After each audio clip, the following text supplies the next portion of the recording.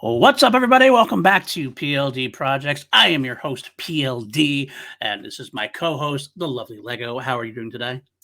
Oh, I'm doing pretty well, and I'm very concerned about these reptilian aliens that are Yes, invading Earth. I'm concerned if they might be around us still. They might be among us today. We don't even know. We wouldn't I know. could be one. You could be Yeah, could be. That changes everything. Well, I guess we're going to have to trust ourselves for at least an hour and a half, 2 hours, and muddle through this, and then we'll see where we are at the end of the episode. But welcome to Review. We had our first two big episodes in May, celebrating the 40th anniversary. It's been a little while since then, even longer for you guys than for us. We're recording this not too long afterwards.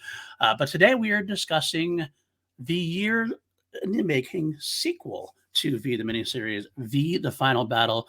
V was such a success for the network and for the studios. They wanted to make more. Initially, it was going to be a weekly series right away, but Kenneth Johnson, in his high mind, wanted to make at least another miniseries because he loved the idea of doing miniseries. That was the thing for him, and he got a deal from Warner Brothers that stated, "Okay, we'll do a weekly series, but we want one other miniseries first, or sorry, the other way around. We'll do a weekly miniseries for you if you did a weekly series in the fall." So Kenneth Johnson got a commitment to get a weekly series, do the weekly series in the fall if he would do this 3-part miniseries this time instead of a 2-parter.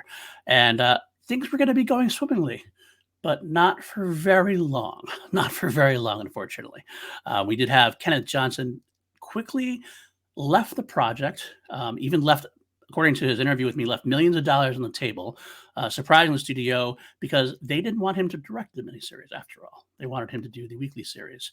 They wanted him to write the final battle and let somebody else direct it because, according to him, according to what they actually literally told him, they didn't think he would do it as quick, dirty, and cheap as they wanted. They were right, and he decided to walk away. And I don't know about you, but you can definitively tell a big difference in the style of this miniseries, at least episode 1, which we're talking about today, versus the whole of the original. What do you say about that? Yeah, definitely in terms of writing, there is a big difference. Although we'll probably talk about it later. I feel like the style of the artwork, particularly involving the ships, I do find that very cohesive. So shout out to the art design. Yes, production design is actually very cool. I think they took what was working in V and they kind of add a little bit more to it. Now Kenneth Johnson is not credited, but his name I believe is Lillian Weezer. that was it. Yes, that was Lillian Weezer. So it is him. At least wrote a first pass of sorts at it, and you can kind of tell that there's definitely some similarities. And I think we'll get to some of the differences as we get there. But it was definitively decided that when the new showrunner came in, Richard Heffron was the director. He wanted to make it a little more, shall we say, accessible, a little more action oriented, a little more sci-fi at the time.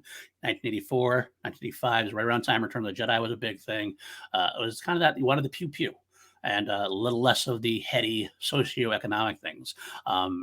Which is funny because they do put them in there, like we mentioned. We were just talking about that before we went to record. They're still there, but they're done a whole lot differently. Yes, yes, very, very much so. Very We'll much. we'll probably get there when we discuss Dr. Walker. That's right there. That is a big one. Yeah, there's no subtlety in this. Which V was full of subtlety. None here at all. At least to that point. But I think what the best part about V: The Final Battle, at least part 1, is we do have a tone that's a little different. We said it before; it is more action oriented. But the first thing I noticed right from the get go, this actually feels almost like more like a horror movie to a degree.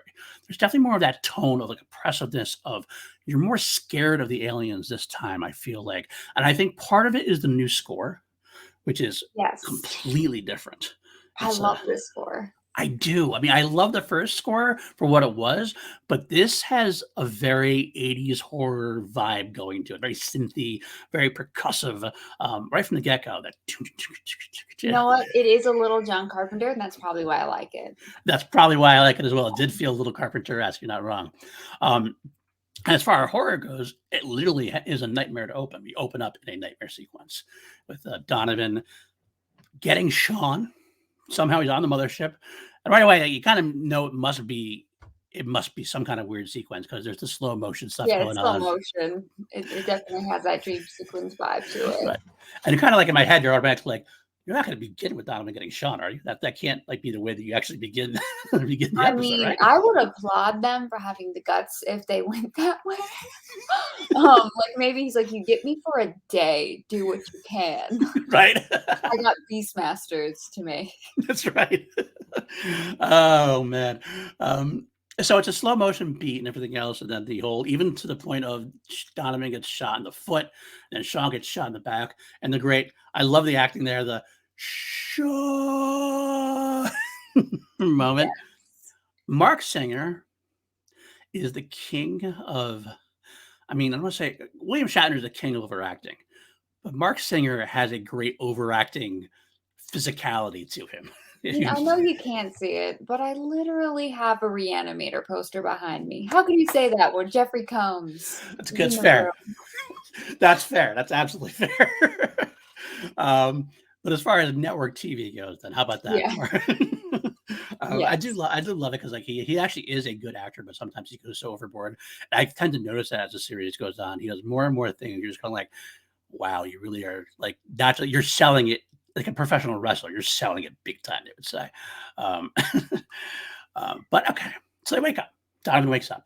Well, I will say, sorry, just to go back a little Go bit. ahead. The Go ahead. ship, I thought the ship looked really, really well done. Yes. I know they made this for less, but in terms of what they were doing with the set design, it doesn't give that vibe in that aspect at all. Like a lot of the interior ship stuff, which we see a bit of, looks really, really great.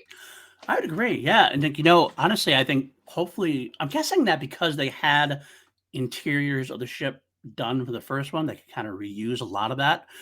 So the little, even though it was cheaper, more cheaply made, they kind of build on that. What I love about this one, which we didn't see in the first one, there's more of a dark underbelly to the ship now. There's those darker corridors that aren't we don't get to see much in the first one, which makes sense because we're still kind of like diving deep into what's going on here exactly. So it's almost like a metaphorical kind of thing.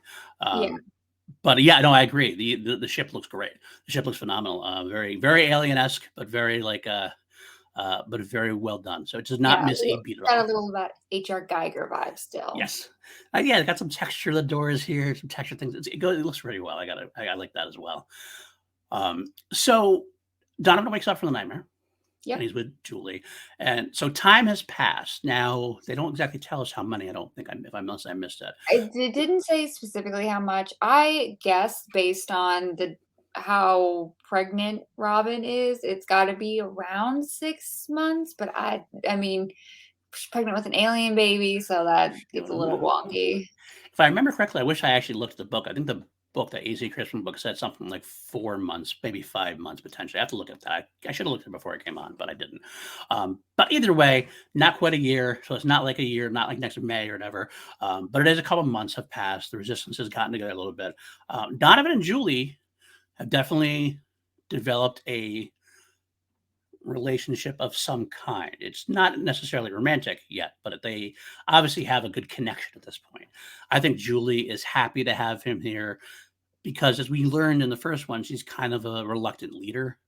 And like Donovan can kind of pick up a little of that slack, even as a loner, because he has that kind of like just go get him attitude, almost like Julie is like the general and he's like the field general kind of thing. He'll be like the action guy. Yeah, that makes sense. She's kind of the strategist, Right. and well, he is as well, but in a very different, She makes the more decisions, but yeah. but again, she's like a scientist and a doctor where even though he's not like a military guy, he's kind of been involved in war before, at least from even a journalistic standpoint. So you've already seen that he takes to the action already. He's the one that goes onto the mothership and fights with the visitors. Yeah. So it makes sense that he would be the guy that kind of like lead that way. Yeah, he's got the He laser gun too. also lacks patience. He's like, "Let's act," and she's like, "Well, let's do some reconnaissance, then Right.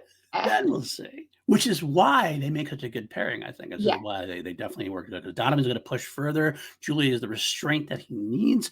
And Donovan's kind of like the action that she needs in a way. So I like that it's set up that way right from the get go.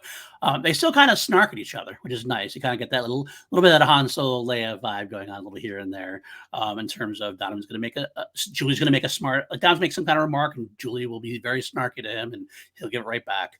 Um, but we have an idea. They're obviously setting stuff up. They're all dressed up in black. They're kind of fixing up this raid idea they're going to go to. We shift now to the mothership. Yes. And I love when Diana goes onto the bridge. And it's such a entrance. It's like, you remember her? You remember Diana? This is Diana. And like, even like in the TV screen, she walks down, she kind of goes, like she's expecting applause. It's such a great bad guy opening. Yeah, she's also not overacting, but she has a very noticeable presence in everything that she does. And we Absolutely. haven't I think they do this in the TV show, so I'll talk about this quite a bit when we get there. But I guess they decided to visually manifest just how big her personality was in her ever heightening hairstyle. Let me tell you, I will say that as a kid, I had one of the few posters I had from V. They didn't sell much merchandise. It was a V with Diana in the white uniform that she very rarely wore. She wore like once or twice, but the hair was like out to here, and it's like it's phenomenal. It is phenomenal. Um, It's a hoot. it's very, Noticeable very, and fun. very, very 80s. Yes. It's not. It was that hair gets teased so much it was actually bullied, is what I like to say. We also get the mini boss is back, who I was actually surprised he wasn't replaced. Diana's right hand man there, who I kind of consider a poor man's Keith David at this point. He was the same guy that tricked Robert into Yes. Robin. He was Yeah. back on screen. I kind of thought it was like if they couldn't get Keith David, they would maybe get this guy kind of thing. Kind of felt like that in a way, but It's an interesting comparison.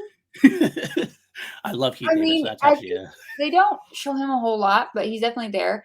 I think we didn't mention that we see a lot of characters who were in the first one back at the Resistance headquarters, like Sancho, yep. as well as getting like introduced to some new characters. But a lot of the people who are returning from the previous miniseries aren't given a lot. I mean, some are, Yeah, but right. most aren't. It's like they're in the background, like, oh hey, that's another guy from there. Look, he's gone now. I think this might be. I remember. I think I said this last time. That Sancho, the actor Rafael Campos, he passed away in '86 with cancer. So I don't know if he was just more sick at this point, and maybe he couldn't do as much possibly. But he was definitely sidelined a lot. He gets a few big sequences at points, but yeah, he's one of the ones that are definitely cut down on, for sure. We do have a couple of other ones. We also have our first replacement we should talk about quickly Mark, enough. If you didn't know anybody, if you maybe like a year later, you might not even have realized that he got replaced because it's basically the same character, one syllable name, former cop with glasses, but now not Brad, it's Mark. if I didn't know the previous actor, like the guy who's playing Brad, who's the father in Boy Meets World, I probably Right. wouldn't have even noticed that was a different guy. Definitely not, and not like back in the day either. Like I think in these days, you might have said something, or you might have made a note of it, but I kind of feel like they're like, no one's going to notice. No one's going to know. Just make them the same character, basically. It's not the first time that happens during this for sure. Um, we do have the raid sequence, of course. We get this raid where they go to this food processing plant, and we get a little bit of a mirror of the scene before. Like we had the scene in the original where Yeah. Donovan and Tony watch the people getting drawn in. Same kind of thing here, except they're getting sprayed with something, and etc. Yeah, Um, this one they put them in what I labeled jelly pods. They're oh, I pods where like it that. looks like people are in like KY jelly. It's kind of creepy. So they Does really not are look just. Yeah, I get that. Yeah, that's a good point. That's a good. I like that. They all call them jelly pods. I just call them cocoon things because, like, my thought went to the old '80s cocoon movie in a way. I don't that know works too. why. And I So think of the blob and no one's being melted, thankfully. technically, that's right. um, and so we get the action beat. They decide to fire on the visitor. Now that's the important part here. They say something. I think it's Mark is supposed to hit the guy in the chat, the guard, or else they're dead. He does hit the guard. But the bullets don't work. So Yes. it's a big to do here. Their bullets are not working. The only thing that's working is Donovan's laser pistol, and that's the only one they have. So Yeah. it's kind of a tragedy in a way. Yeah, I like it. We're opening with our resistance losing Yes. right out the gate. because they don't have weapons that work. In the past, however many months, the visitors have really upped their armor and their they have like these, I don't know what to call them, like security gates. They're like Right. lasers. Yeah, laser gates. Yep. But Called like laser the gates. security has definitely been upped. Steven said, not again. That's right. Not again. And Steven is a character who definitely feels more stronger this time around. He has a little more to do because in the first one, he kind of tended to stick around with Donovan's mother a lot. So it's kind of a lot of him being swarmy and seducing her, so to speak, being the nice guy. And this one, he is definitely much more alien and evil and manipulative, and he pits himself against Diana in this one quite a bit. Which is why I think we got a little bit of the soap opera stuff coming out a little bit more in this one than it was in the original as well, for sure. But we have the raid, like we said, and the bad guys are easily winning. We do get the great line, Julie, like they're shipping food, and Donovan, of course, being the old, we're going to close this little supermarket down. Very 80s. But the best part about this raid to me, and it goes back to what I was saying before about Mark Singer's exaggerated acting and stunts, if you will. He's leaving. They're fighting. They're firing. They're firing. He goes back and he does this like dive over the tires. Like, you didn't need to do that. I do like the resistance is being kind of creative. Like they made like tires with bombs in them to roll. I thought that was really interesting. Yeah. They're definitely trying to do their best to prevent the visitors from having dinner. And this I Yes. appreciate because their dinner is people. Is us. Yes, it's not good for us. Exactly. But what a badass Julie is. So she goes, she leaves this battle. They get their ass kicked. She gets back to the base and she goes right to doctoring. Like, there's not even like there's no time down to gun down, sterilizing on Robin, do this. We got to get field marshal in there. Yes, It's awesome. Robin is helping Julie with her medical stuff. Finally, Robin is of some use. I will be very negative on Robin throughout the duration of this. Yeah, I will. If the viewers, if you haven't seen it, I'm hoping you at least watch part one. If you haven't seen it at all, if you're watching this with us, which is kind of a fun idea, considering it's so as old as it is, you're going to definitely learn that Robin does not get any better. And by the time the weekly series goes down, I dread it. It's definitely a little bit of a mess. But yeah, you are right. I was actually happy to see her have some value here. Not much, because she can't, like, I can't do that. Okay, do this. Okay, I'll do that. And then we get to the point where Father Andrew, who is one of our newest characters, is giving last rites to Jenny, who is the one who brought this information to the Resistance about this processing plant her husband had been taken. Gives her last rites, which is nice. Best part about it is, again, mirroring. There's a lot of mirrors I found watching this time through. Donovan's giving more promises to people. Again, she's like, promise me they won't win. Or it's like, don't let them win. I promise you they won't win. It's like, Donovan, they mess it to win. They can't. They can't. That's right. I promise. Donovan's writing checks if someone's dying, come on. What are you going to do, PLD? Do you want her last words to be like, they're probably going to win? Well, we'll try. We'll do our best. Don't hold me to it. Well, maybe I'll see you in a couple weeks. Who knows? It is. Of course, he's going to. I just find it amusing. He's just very definitive about it all the time. Maybe he's just that confident. Good for him. Next up, we have the debriefing sequence, which I found a lot of fun. Donovan calling for the big event rather than small hit and runs, which actually makes a lot of tactical sense. My favorite line, though, the whole time was when Father Andrew's like, he's right. And Elijah's like, or Caleb, Caleb's like, what does a priest know about guerrilla strategy? What the South African guerrillas taught me. Yes. Love that line. So he's a badass a little bit. Yeah, Father Andrew's got some stories that they're not fun ones. No, it's not fun. But I find it interesting that of all the people, Father Andrew kind of feels like maybe the most experienced. Yeah, yeah, which is funny when you think about it, considering his vocation You and know everything. what? But It absolutely, reminds me of Book from Firefly. that's a great call. That's a great call. Think about that. Yeah, he's a warrior priest, so to speak. It is interesting. I know that Kenneth Johnson had said that he had written Father Andrew to be a completely different kind of character. He wanted him to be like more like a Book, a young, hip. Well, not Book's not young, but he wanted more of a young, hip, uh, current 80s day priest, and they decided to go the complete opposite way and go the old kind of I picture with think that whiskey works Irish Catholic better, with the old Irish Catholic priest in a way. I kind of actually like this one better, to be honest with you too. especially when we get to the whole Sequence Robin. coming up, Oh, yes, yeah, yes, conference. which is coming up. The one more interesting note I had about the debriefing was when Elias kind of called out Donovan, like for like, since when did you join up? Like he's been there for a couple of months, and so Elias still isn't told that Donovan's a part of the group yet, which I find interesting when we compare it to the very end of this episode. Yeah, I They like have, how the camaraderie that slowly develops between, particularly Mike and Elias. yeah, there's definitely a couple moments in there that they really work well together, which is really kind of cool. But I feel like Um, also Elias is very personal with everybody, and yeah, that really works his character.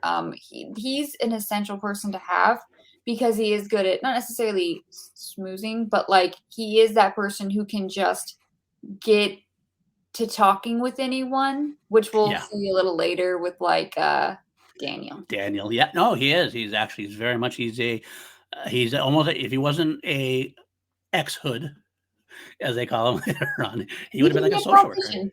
Yeah, he absolutely could be because he definitely works it. That's part of his charm. Um, as we move on, the next thing we get is back to Polly teasing Robin, who somehow still doesn't believe that they're lizards. Yeah, I'm Um, like she's been at the rebel base for a couple months with now. her father, the nerdy scientist man, living at the rebel base for Yeah, months. And she hasn't caught on to the fact that aliens are reptiles when all the other resistance fighters are openly discussing this. right. How? So the only way I can sell it in my head is that because of her pregnancy, that she's completely so willfully choosing to deny it, that she's convinced herself. It still doesn't work very well, but No, it doesn't. I feel like the writers just kind of dropped the ball a bit on that.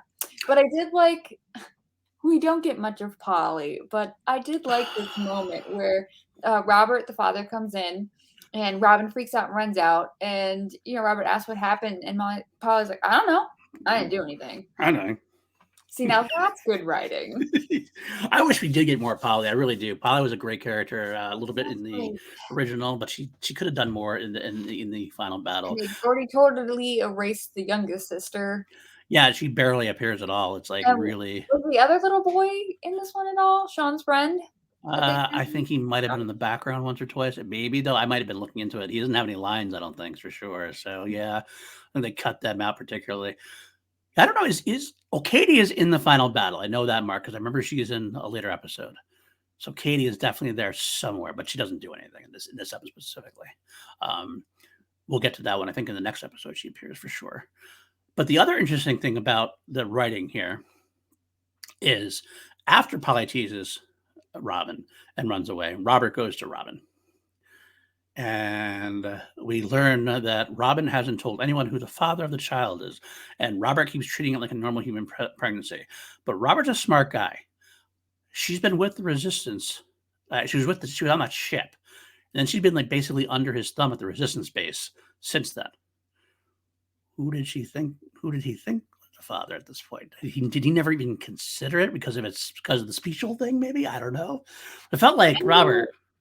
No, I can't imagine that like a father would consider his daughter. When you think about it, because he would look at it like my daughter was literally abducted by aliens. As a parent, like you don't want to think about what kind of like really horrible things could happen to your 16-year-old. Yeah, Like and also the guilt that would accompany that on his yeah, part for letting her get abducted.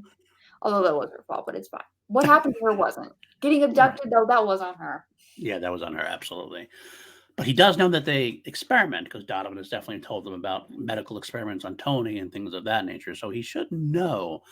Although I guess he must think that someone in the resistance and her have got it on, but that means that somebody is creeping on a 16-year-old. That's the other issue then. Like, so Well, I mean, based on how far along she is, I mean, he might have thought that this might have happened beforehand. I guess it's possible. I guess it's possible. I'd Fair already enough. been side-eyeing Daniel. I just would have. I mean, think about it. I would Yeah. really be like, and how like shut down she is regarding it. I would have just assumed it was Daniel. Yeah, you know what? That's a good point too, especially because you think that like what he witnessed was Daniel trying to marry her or whatever. Maybe he thinks that she hasn't told him something and that there's actually something going on there. Blame the girl. That's what the 80s, that's what he did. They blamed the women anyway. So even as a father, you're kind of like, oh, she must have done something with him or something like that. That's what caused him to go nuts or something. I don't know. Oh no, I would have gone the other way. That like he's delusional, and maybe he did something inappropriate with my daughter, and now she's kind of Maybe mentally rejected. that could be it too. That could be it too. Either way. Okay, so you've talked me out of it. I think I can buy the writing enough that if I can believe that Robert isn't completely See, being now done writing here. wise, what I can't buy though is no one has noticed this scaly green mark. So she's developed this like scaly green, like um the skin around her neck is Patch. Yeah. turning, yes, turning into a lizard-like patch. Right. And Willie will explain, our visitor friend, what that is later on. Right. But for now, it just looks like she is turning into one of our lizard friends. Right. And that is because she's kept it secret, obviously, because she has a very large case of scarves somewhere that she is wearing all the time And in which he Los managed to Angeles. get hold of. In Los Angeles. Yeah, which I don't know if anyone's ever been to LA. Listen, I lived there for many a decade. I don't think I owned a scarf until I moved. That makes sense. So it is a little touchy, a little touchy.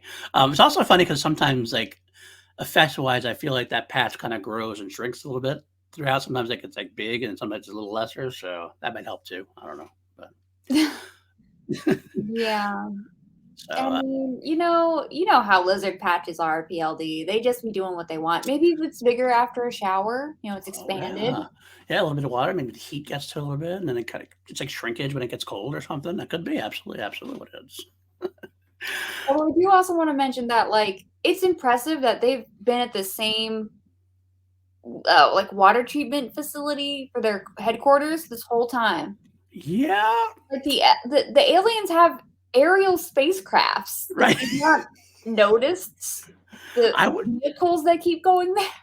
This feels like that they would be able to suss this out pretty quickly. This is like one of those places that this is a definitive place you would check for resistance activity. Yeah. Um, No one's noticed this? Alright. I mean, I thought it would have been funny if they were, I don't know, maybe like, hey, chilling in like the storm drains. right, right. Yeah, It's that the never rain in sewers. LA. You're safe there. You're Absolutely. good. You'll run into a ninja turtle. It's fine. That's They'll right. No help. gators. Not they're the good kind of lizard. That would actually be funny. It actually makes sense. They befriend some of the good lizards instead. I mean, they were. We had a couple lizards that Polly was playing with, obviously, but Yeah. they were in a cage or a crate or whatever the thing was. But next up, we had John landing in L.A. So I guess he was in New York this whole time or something. We're not sure exactly where the Supreme Commander Yeah, his home also vessel now is. the visitors are now, like, within their own group calling him the Supreme Commander, which Which he isn't. he denied it. Yeah. That was a title that was incorrectly given to him that he's apparently now assumed. Well, you know what though? This is why I say John. We discover is not the brightest guy of the bunch. I kind of feel like he's good for flattery. So if someone he might have come back and you know what, Supreme Commander, I like that. You will It's like now it's the call me Supreme military. You Commander. have to, like, give yourself a new title. It's fine. He's at least he should be like Admiral. That's what he should be or something like that. But Yeah. either way, Supreme Commander he is at this point, I guess. Now, interestingly, we get the idea that all of a sudden Christine is upset because she's not getting the interviews that Diana and John promised. So Christine is finally starting to get annoyed, but unfortunately, it's not because of anything good. It's because she's not getting her due. She's not getting her side of the collaboration effort. But they use that little scene to get the announcement that John's going to, or the idea that John's going to have an announcement. Obviously, playing back to back with we need a bonanza, we need an event scene. We're going to have a bonanza. We're going to have an event. Okay, we know what you're doing. We see what you're doing, writers. You're setting us up for it. Look over here. Look over here. Exactly. Nothing's going on over here. Now, we are going to get more into Christine soon. Christine definitely has some bits we were talking about, actually very shortly, because 2 scenes from now. But before we get into Christine and Dr. Walker, which we're going to start, and I know you're looking forward to that discussion, we get the scene where we actually see Daniel Bernstein again. Daniel is smoking up with his newfound visitor friends in some kind of security. I don't know if I've ever seen a security pod like that. It's like it's supposed to be like a security bench or something like that, but like it's all like they get to go lay down and they're kind of like, yeah. I mean, we should just have those in real life. I know. That's what I want. That looks great. But yeah, so Daniel is now working at the LA Medical Center, yep. Which is where John is going to have his announcement. So Diana and Steven also happen to be there, like scouting things out for security purposes. And Elias and Julie and a couple other people are there stealing supplies with Julie's doctor friend, Fred. Yes. So all crazy random happenstance. All of our characters seem to have converged in one place yet again. Yes. That's amazing how that works. So Elias had slipped Daniel some drugs, I'm assuming weed, to help him get into the medical center. Yep. Although he does also have a badge to get in there. So Daniel's not completely derelict in his duties. Right. But I do love that Daniel and one of the visitors are just in the back of this thing, getting high. Apparently the visitors can get high, which honestly, I feel like that might have been a better way to defeat them. Yeah, absolutely. There. Although they do get the munchies. You don't want to give them munchies. Yeah, that might not be good. Daniels actually might be lucky that he didn't get too many munchies there. I do love the fact, by the way, that one of my favorite moments was the look on Michael Wright, who plays Elias's face. He gives Daniel the pot and everything else, kind of kisses his ass a little bit, and then Daniel kind of turns away and he like does this big smile that's like, "You fucking asshole!" kind of look. Yeah, he read him completely correctly. It's so good. From the get-go. It's so good. So you know what? I'm gonna jump. No, we'll do this one first. Okay, so Christine then sees this Dr. Walker, who is an old associate or acquaintance of hers. She had met him at some person's party. Gerald Ford's party, I believe it was. That's what it was. And all of a sudden, Walker reams her out and really strips her down. Like, doesn't even give her a chance. Like, it's cold and harsh. But it's impressive. It's impressively stupid for a smart guy because he's got to know what's going on. He knows what's going on. He calls out the fascism for what it is. And yet he's going to do this and say all this stuff with the visitors right there. Oh, yeah. Diana and Steven saw and heard the entire thing. Didn't even have to round a corner to see it. They were right there. So Walker, he's supposed to be a smart guy. Is he just that sick of it? Is that what's going on there? You get angry. Sometimes you just need that outburst. Right. Sometimes you just need that outburst of emotion. And he had it. But I don't necessarily know if he was aware of the danger he was in. He was aware of the political context of the visitors. I don't think he was aware of like the truly nefarious, murderous acts that they've been doing. That's possible. It's only been a couple months. People are disappearing. I don't know. It doesn't. You're right. It doesn't make sense, but it's a great scene. Yeah. In terms of talking about how the show went from the original miniseries to this miniseries, and the conversations about the socio-political aspect of the show, and how it kind of this one's a little bit less. It's also very blunt and very overt and on the nose with what it's saying. It's not subtle. It's not metaphor. No, not at all. Not at all. Text. Now, I want to says what's true is fascists have taken over our planet. There you go. And I like how he ends it with "good day." Like you have been taken down 18 pegs when someone love that. Good day. You've lost all credibility. Good day. Okay. It Willy Wonka. I will say, I want to clarify because I know in the original miniseries I did say that they weren't very subtle, and in some ways they weren't because they did had like they had basically the swastika, and some of the metaphors were pretty overt, but the socioeconomic points were subtly drawn. That's the difference. That's the biggest difference. So they had some bluntness in the first one, but this is more like all blunt, all power, all hammer. Just so I'm not saying flip flopping there. But okay, so we go back to Christine's left looking like a little girl, very upset, crying to mommy kind of thing. And we jump back to Daniel. And then we get this whole scene where he makes the doctor like lick of the boot, Yeah, I wasn't literally. sure if it was a doctor or a medical Medical student. student, you're right, medical student, that's true. But he and the alien, he's in the backseat with the visitor, and just you can feel how anti-education, anti-intellectual Daniel is. Daniel's a very weird guy. Yeah. That's for certain. Um,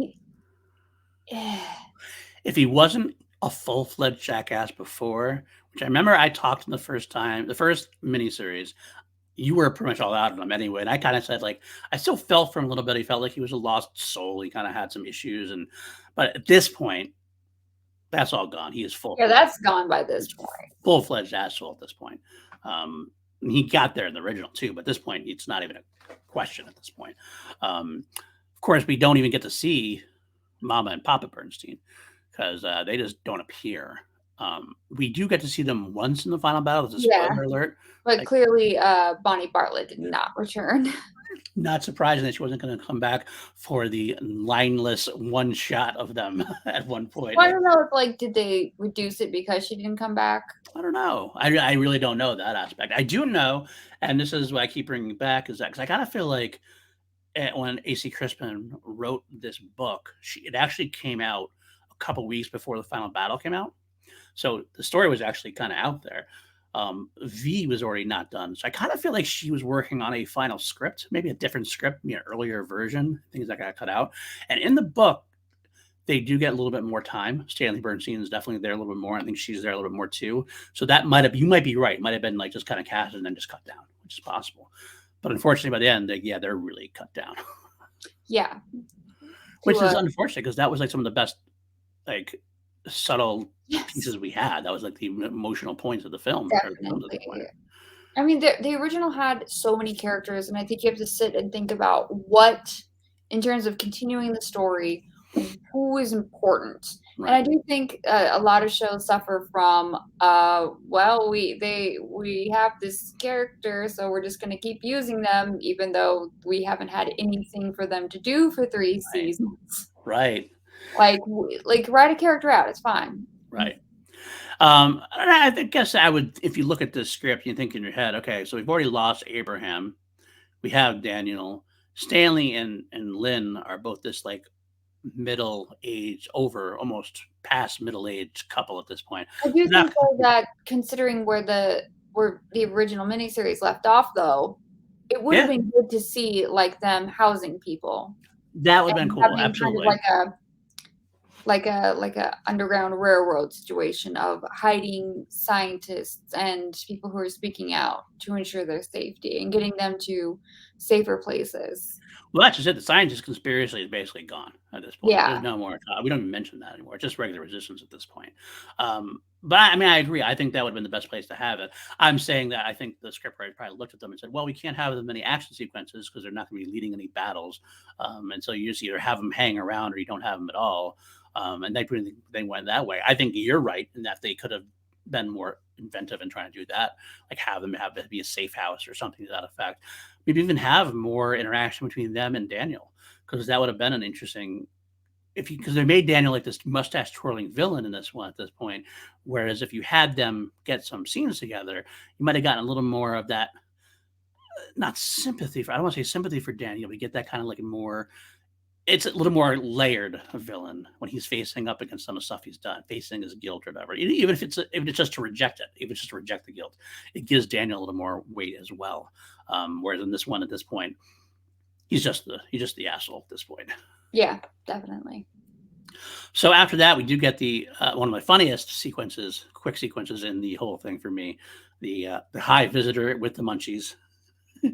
And this is something I have done ever since this. I will always honestly going, Mousy, Mousy, Mousy. You know, you're hungry. You gotta go find some mice by a dumpster. I'm pretty sure Absolutely. they're outside. They're rats, though.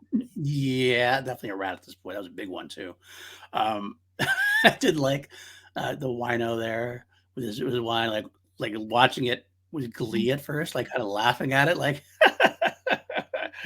oh, I guess that I probably would have thought, like, there's a point where you smoked too much. And I and think you might have reached it. I really wouldn't have thought it any deeper than that. He didn't need to die, Brian. He didn't need to die. he didn't. Who was he gonna tell, and who was gonna believe him at this point anyway? But Brian is being very thorough. Let's put it that way. Uh, We'll talk about Brian. We're Right. going to get to Brian. We're absolutely going to get to Brian. What a good villain he is, though.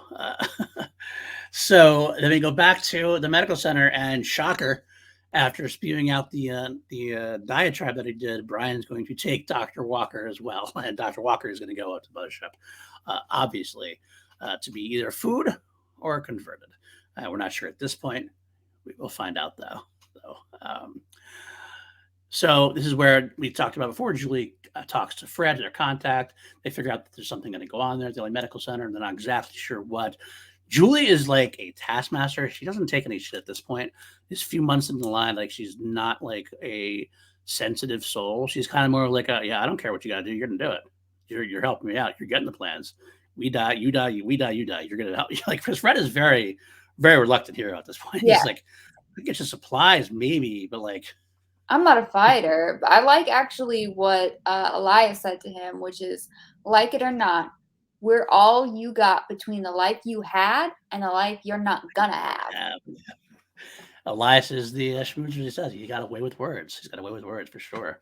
I think Ben would be very proud of him at these moments with his way to convince people, which I like that. I like that. We don't get to hear about Ben anymore, really, but it's nice that that he would be happy about it. So we go back up to Mothership. The president is being converted, and we get to see the conversion chamber this time, which is cool. I love the conversion chamber. I'm not gonna lie; it's very 80s sci-fi cheese, and I'm here for it. I would have maybe preferred something more, I don't know, traditional to alien lore, like maybe on a table with some probes, Yeah, no. sort of things inserted into the head. Oh no, we're getting a full-on Star Trek light show. You know what? I'm thinking Brazil. The end of the film Brazil. Oh. That is exactly what I would have liked to have seen. That would have been kind of cool. I'm not gonna lie. But either way, I will tell you right now, again, spoiler alert going forward, this conversion room is much better than one we get in the weekly series. Ooh, or Clockwork Orange. Yeah. I would have done something like that. The funny part is the next day. Someone standing. I think it's funnier when we get to somebody else. Yes. They're in like a nude leotard, which was a choice. It was definitely a choice. And it worked because I tell you, I was a young boy and I was definitely intrigued by that. I'm not gonna lie. Can't lie. I had a crush on Figure. And it's just these poor actors really got to sell you on it. Maybe a little bit more than they should have. Yes, indeed. I still loved it. I gotta tell you, I loved it. It was cheesy as all get out, but I did love it. But I like the fact that we get to see it a little bit before we get to see it more later on. Because it kind of, we had the tease of conversion before the idea of conversion. We had a little bit more step down that road. We're kind of like, okay, this is where it's going to go on now. So then when we do get a little more full on later on, it's like, okay, this is what's going to happen. It was kind of freaky. But so Walker's also getting converted, and that's the big thing. And we're going to find out later on that it does work that Walker gets converted, but we'll get there. We come back down. We see that Ruby is working at the security headquarters of the visitors, which is cool. I'm glad they gave Ruby something to do. Yes. Yes. We were talking about that because I loved her character in the first one. And so having her is very important. And we're going to find out later on that she's actually a very important character in one of the best scenes of the final battle. to come, so to speak. But here we get to talk about Christine. This is actually my favorite. Donovan and company are all talking about Christine and having to steal or forge the passage to the medical center. And I love the Julie one-liner. She's like, smooth or slippery? And Julie doesn't, without even hesitating about Christine Walsh, Donovan's the expert. And Donovan's like, what the fuck? It was so perfect. Julie's got the snark down, and I'm here for it. But not only that, A little petty. A little petty. it's a little petty. You're absolutely right. There's definitely a little pettiness there. Maybe a little jealousy showing. I mean, that's the first sign there. This is also the first time we get to meet Maggie, Yes. who's a resistance hero later on, and definitely plot hinges on her a little bit later. She's someone that, again, minor spoiler, she doesn't make the weekly series, and I'm kind of sad because I kind of want to see more from her. I thought she was a very kind of cool, badass Chiquita that really could have done some stuff in the weekly series. But at the same time, I understood why they cut the cast down for the weekly series. I understand why she didn't make the cut. I mean, I really liked her character. Definitely important to the plot. I kind of don't like the relationship trouble she inevitably has. Yeah, That could have done without that. It's like, dude, you know what the situation is. yeah. What are your priorities here? Right, exactly. Same event, though, we do get to see Donovan. This is actually another one of my favorite line moments, and I referenced it earlier when they talk about we got to find who the best forger is. Donovan, Mark, you're a cop, ex-cop. Elias, you're a hood. Ex-hood.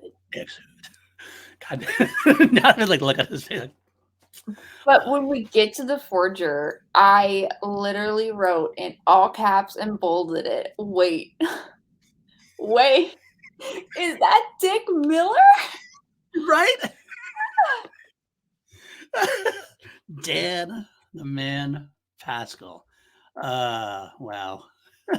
Like, what? Now that's a get. Like, honestly, if they had spent their budget on getting Dick Miller, I would have accepted it. Absolutely. Anytime you get a little Dick Miller in there, that would be perfect in there. So I was surprised as all heck when I saw that. Walter Paisley at it again. Walter Paisley. Perfect. So that's what we get with that. And then we get the next sequence is Donovan going to meet Martin in so weird thing going on. It was so strange because he's just walking down the street in LA. Is he not one of the most wanted men?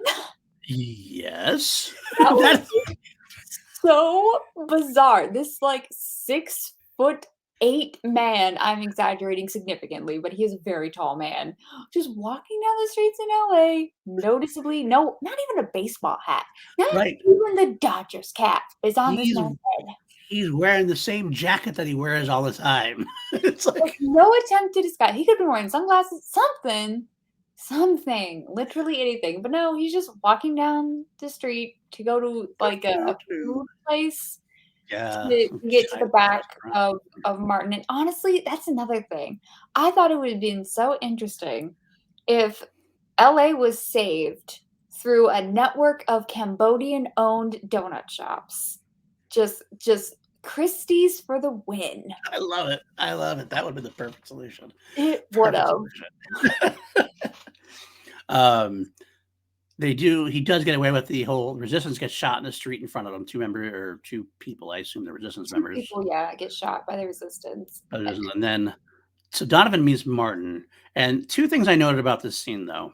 First of all, Donovan gets pretty pissy with Martin the whole time. It's like, Martin is like your savior right now. Martin can do like so much for you. And you're being a little bit of a bitch to him. Mike is gonna give poor Martin an ulcer. I don't know if Lizards can get ulcers, but that's what's gonna happen. He's pushing so much pressure. He is. Like the guy's under more pressure than anybody else in the whole show at this point because he's got to play both sides. Or he's got to play loyal visitor while he's up on the mothership with Diana, with Steve, and everything else. While he just has to go back and Donovan's like, do this, do that, give me this, get weapons, give me uniform, give me this. It's like, Jesus. Also, do they get a day off? You I know, is it know. Martin's day off? Even on his Right. day off, he's working. I know. I mean, he must take his days off to work for the resistance. I mean, that's just unacceptable. Martin's gonna get burnt out quickly. Well, I You're hope he thinking, got some food from that, shop. I hope so. I don't know what he would eat though. You have to eat something. I don't know. We'll figure it out, I guess. You know, like that. Can lizards not get any kind of dessert? That's a good question. Maybe they have crickets. Oh, there you go. You know what? Well, you hire a visitor to take care of the mouse problems you have. You're good to go there. So It's like a cat. Yeah. if a visitor works for you, you could definitely get health. It'd be a bonus for your health score. Absolutely.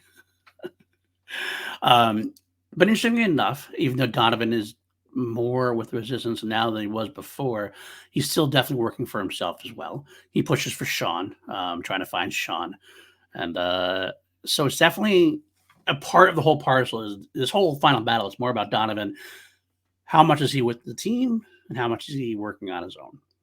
I kind of like that aspect. So I kind of like that because it makes it more interesting to me than just the rah rah. We're gonna win and be a team kind of thing. Yeah. This first episode, Yeah. it does kind of get into that a bit, and we do get an answer, Yeah.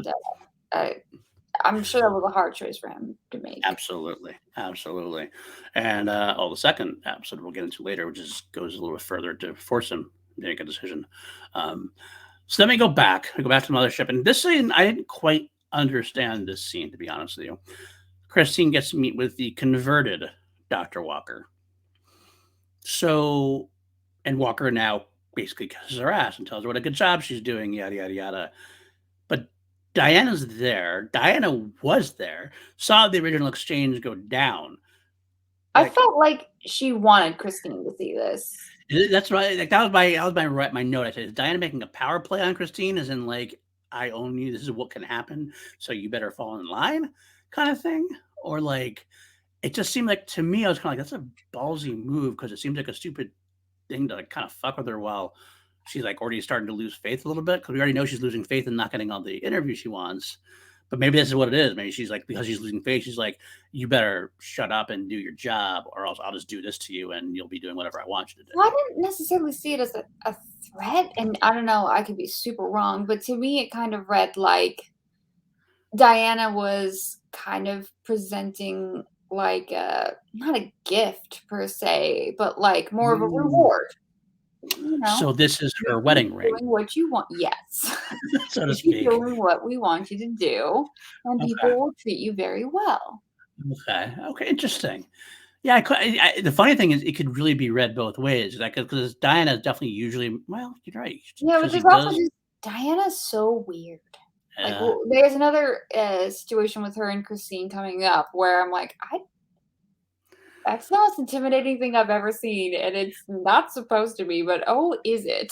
yeah, Diana. That's what makes Diana an interesting character because she is not like this typical military, like admiral kind of warmongering person. She's just this very, I mean, no pun intended. She's a very snake-like creature. She just has this kind of like, I'm going to slither my way in. I'm going to do what I want to do, and you're going to do what you want. I want you to do because my way is the right way.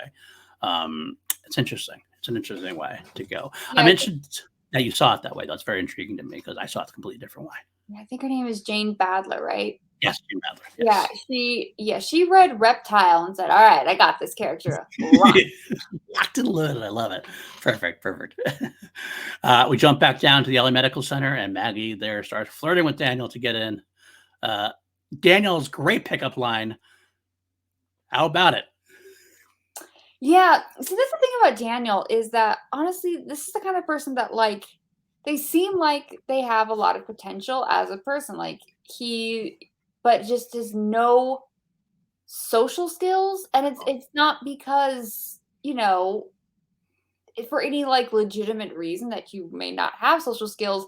He's just a ditz. He's just so dumb. He has no game whatsoever. He has no social skills. Like that's the big thing. How about it? That's what was. Laziness, I guess. I guess at this point he just expects because he's been getting everything. He's been getting everything he wants. So he just has to say, Yeah, "Yeah, but how about it?" dude, even back when he was in school with Robin, he just didn't know how to approach Women. anything. Yeah, and women for sure. That's definitely a But thing. I thought Maggie did a great job in, like, "I'm gonna maintain who I am as a person, but also I know what I gotta do." Yeah. Yep. Yep. Yep. It worked. Yeah. She had all she had to do was do the I'm going to look you up and down, and we're good to go. Because Daniel was definitely good Also, to go. I feel like it would have been so easy to manipulate Daniel. Absolutely, he is definitively the easy mark, especially for any attractive woman. That's pretty much what it is. He is one of his very many kryptonites, as we find out. But okay, so beyond that, we find out the crew finds out from Ruby that they're going to have to steal the pass, forge it, and then return it before anybody knows it's stolen, or else they change the whole lot. And they're all of a sudden thinking it's impossible, except for Donovan has this great idea. He can use good old mom. So I was glad about that because I kind of liked the Donovan and his mother angle. Yes, I was happy to see definitely. that continue definitively. That's one of my favorite parts of the original. So I was happy to see it was going to continue. But first, we get some of the Eleanor and Stephen and Arthur uh, angle first. Marital triangle. Ooh. And Arthur is a drunk. He is a big drunk, as we find out. We knew that For Donovan's father. good reason, I feel like. I Yeah, mean, like, if there's a time to drink, it's my wife is metaphorically in bed with aliens, and and, maybe even fascists literally. have taken over, and Absolutely. I do love the drunk Arthur. Like, your your company is spoiled by appetite. So good. So good. Um, so Donovan sneaks in, gets the pass, brings it down, lets them brings it to Elias. Elias brings it to good old Dickie Miller, and he gets it done. Now, of course, Donovan though can't leave it well enough alone.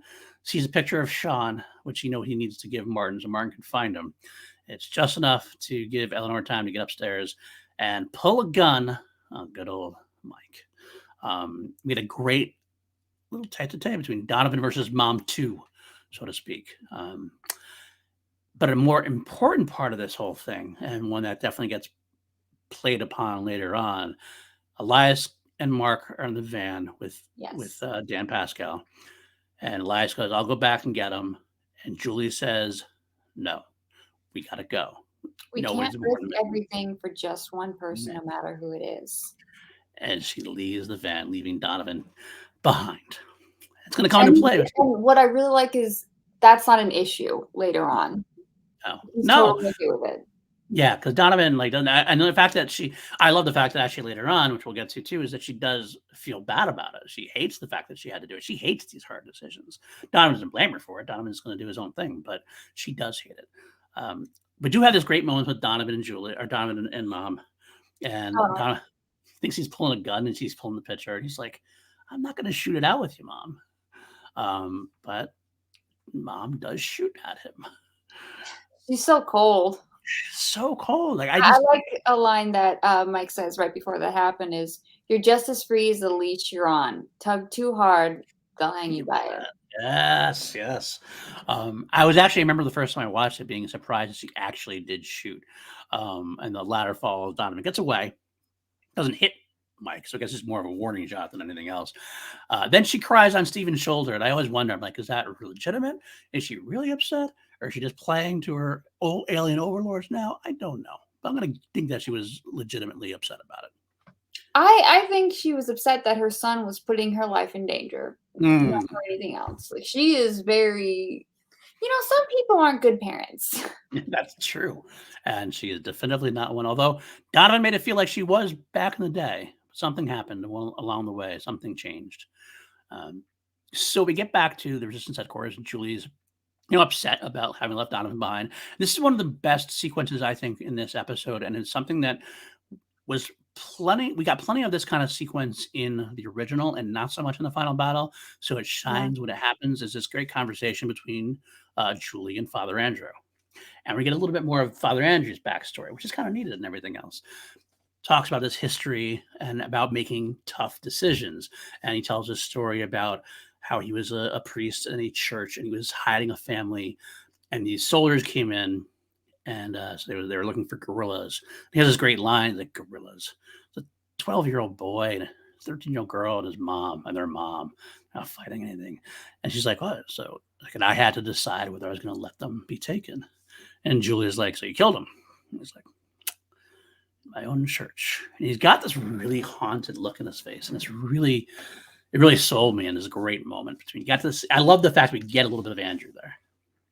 Yeah, Father Andrew in the first half of this is great, and then he very immediately, very soon, takes a turn for me. Real hard one. I'm like, I don't care about him now. And then his ultimate fate. He has some moments. He definitely has his moments. I'll give you that. He plays his role, but then so Donovan makes it back, and Julie's very excited, and Donovan flirts madly with her at this point, and it started definitely getting more and more. You're seeing more of the sparks there. But my favorite, of course, was the line. Your mom's invite you to dinner. She insisted.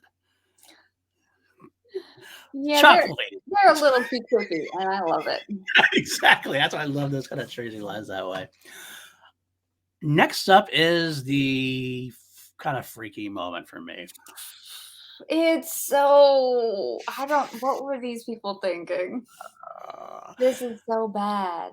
Ryan and Diana in sexy human lingerie. Like, why would they still be in their people persona?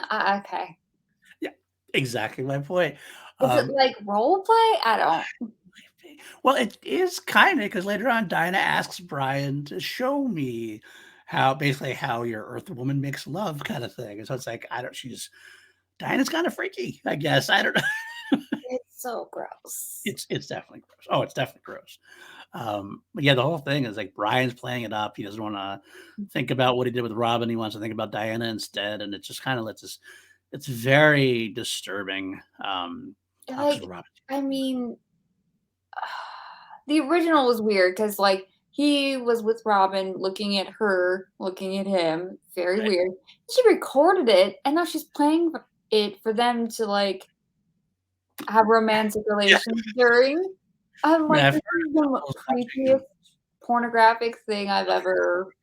No, it's just a no. I've heard. I know, but like this is. Go ahead. No, go ahead. Seriously. Go ahead. So I think it's interesting that I wasn't really sure if Brian is with Diana because he legitimately just likes older women, or I'm not sure how old he's supposed to be because Robin was 16. Right. And then, or if he really is just with Diana to like rise through the ranks. But I kind of feel like it's the first one. Oh, okay. I feel it's a little bit of both. I feel like he would do anything to rise through the ranks, but the fact that Diana is kind of attractive to him is a definite plus as well. Yeah. So a little bit of both, I think. But of course, we juxtapose this with Robin getting her own kind of munchies in the middle of the night and going to eat some raw hamburger, and that's kind of it gives Rosemary's Baby. Yeah, exactly. That's exactly what I was thinking. Actually, I wrote that down. Actually, it was definitely a freak out moment for me. I was like, "Oh God!" Yeah, so at the beginning, you compared this to a horror movie, and I mean, it definitely does have a lot of moments that are kind of reminiscent of horror films. For being on network TV, especially, that's the what I have to look at it specifically. Like, you can't go too all in a horror movie in an NBC in 1984, or it was 1984. Yeah, 1984. So. But okay, so we go back, and here's our fun moment here, our very fun moment. Donovan sends Christine a message, signing it Arthur. I didn't know Arthur knew Christine very well, but okay, it worked. They meet in the park. I feel like they dated for a little while back before all this, so I'm sure he maybe took her out to dinner with his mother and stepfather. Perhaps, yeah, perhaps. I guess that does work enough. Okay, I should put my questions in, but I'm glad you're here to bring me back a little bit. They meet in the park, and of course, Christine is mad, but she doesn't leave. And Donovan tries to kind of recruit her, and gets to the point where Christine will say she'll do what she can, but it's more for him and not for the resistance. Again, she's very clear about not wanting to join the resistance, which is interesting to me because I think Christine's a big part of this episode, watching her journey. We already saw her kind of questioning things in the beginning. We saw her with Dr. Walker and really starting to question things after that. And now here's Donovan giving it to her on a silver platter. telling them that they're here for food and stuff. And she's kind of like, in her mind, you kind of feel like he has convinced her, but she's terrified because she's so far down the rabbit hole. She's so far in, she can't think of a way out. If she could think of a way out, I think she would go out at this point, but she can't quite yet. I And love her. also, I think she's still, because she goes to look for Sean. So I don't know if that was to convince herself to really solidify it. As a reporter, maybe she does have a bit of a seeing is believing attitude. Could be, absolutely. Either way, but the best part, of course, now when Christine leaves is that we get to have the great action sequence mentioned earlier. Donovan on horseback. Sees other visitors on horseback. It's so great. I don't know who made this choice, but they made the right one.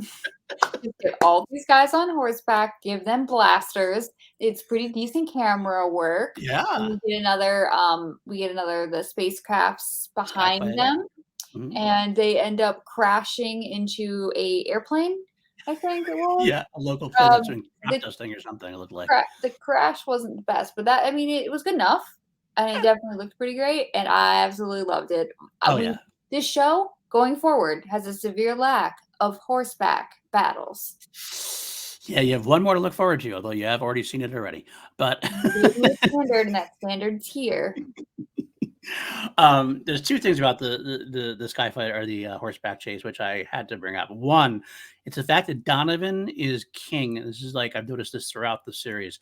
He gets like hit by blasters and doesn't get affected. And I don't know why that choice is. There's one shot where Donovan like hunches his back and like the sparks come out from like his back area. Like he got hit, but he just rides on. Like, and this happens again in the weekly series where like he gets shot. I'm going to go ahead and say plot armor. That's exactly what it is. Hell of a drug. I kind of feel like they made the choice because where the shot was, there was nothing else for the blaster to like blast off of. He couldn't hit the horse. There was like open space in front of him. So they wanted to have like a blast to the spark. So they kind of just like sparked it off his jacket or something. It just looked funny to me. But I did love it. It's a great sequence, especially when the Sky Fighter comes in. And the Sky Fighter like trips up his own people, shoots out a tree, and the other his rider gets. Well, they have good aim, which I think that's smart. Like if you're gonna have something that's powerful, you need to have a reason for it not to be able to hit. Looking at you, stormtroopers. Look at you. Bingo. This guy was definitely a stormtrooper. Definitely in this universe, a stormtrooper of the V Army.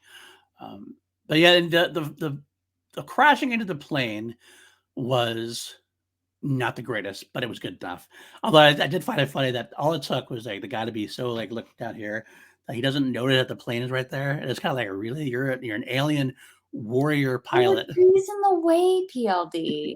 There were trees in the way. Sure. Okay. I'll give it to you. How could you have known? Okay, I'll give it to you. We don't have a radar in the sky. Right.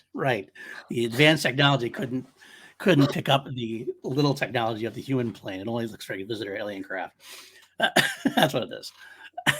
But so we jump back from that, and Julie is mad. Julie. Livid. Hulk Julie at this point, cracking things up. I don't care. But it's a great scene between them. I loved this scene because it was something that needed to happen. Donovan has always been a little bit of a maverick, but having Julie kind of call him out for real, but not just be snarky about it this time. They have the moment comes down. She's like, you know what? We need you. I need you.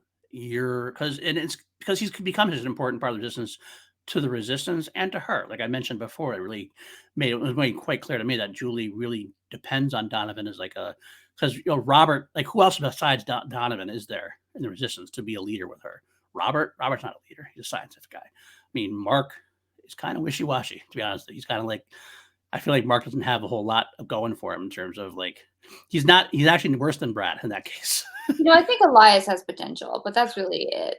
Yeah, exactly. But Elias is much more of the contact person. He's like, he'll get you what you need kind of thing rather than the actual. He is in a way kind of like Donovan in that he'll get stuff done, but it's just not the same things. Right. Exactly. But it is one of my favorite moments of the episode. It's a kind of a good Yeah, sequence she between the two. definitely calls him out for being invested in his own interest. However, as an audience member, you know that his interest is his son's literal life. So I think you're kind of equally on both their sides. So you can't really blame him there. That's for sure. You can't blame him for what he's doing, but you can blame him at the same time because Julie is not wrong in any way, shape, or form. Like he's got to realize that he's a part of this team now, and if he gets taken, he can give away a lot of secrets to them, and he can tell a lot. He can sink them, which is unfortunate. Foreshadowing. All right, so now we move back up to the mothership, and we first off have the most used shot in all of V, the docking bay. The I docking bay mean, if shot. we're gonna reuse a shot. It's the pan. It's kind of you hear something in the background talking, and you see the skyfire land. I almost want to count that as another drinking game. How many times they get to use that in the whole show? Because it is quite a lot. It's at least once per episode of the weekly series, I think. So we do see Christine, of course, now back on the mothership, and she's making her way into the restricted area that Donovan found or told her about. And she Section 34. Section 34. That's right. I wonder if there's anything with that number. Whether that's a special number to somebody for some reason or just a random number. I always wonder that when there's numbers on there. Like, did somebody choose that for a reason and why? Like 42? Is that kind of, that kind of thing? 237. There you go. 237. There you go. Mm-hmm. But, so we get there. She gets there. She finds Sean. And she leaves, but unfortunately is captured by Steven and brought under some interrogation. And it looks like she was going to get really hardcore interrogated until Diana shows up. And I believe this might be the scene you're talking about earlier. Yes. Okay. I'll let Diana you have the floor. just goes and she's talking to her, and it's pleasant, but clearly there is a not so veiled threat behind her words. But she's also just like playing with her hair and touching her face, and it's slightly sensual and weird. It's like she is. I don't want to say it's like she's trying to. I don't know, like she's like a pet to her almost. Yeah, I think that's a good way to say it. Like, I remember when I was younger, I kind of thought it was like one of those kind of, she obviously has some weird sexual proclivities. And I kind of thought maybe she was having sexual proclivities towards Christine because that's kind of how it almost felt a little bit too. But I like that read better because it makes more sense because she hates the humans in general. So it wouldn't be a sexual thing for her. It'd be more of this is my pet. This is my leashed puppy kind of thing. Yeah.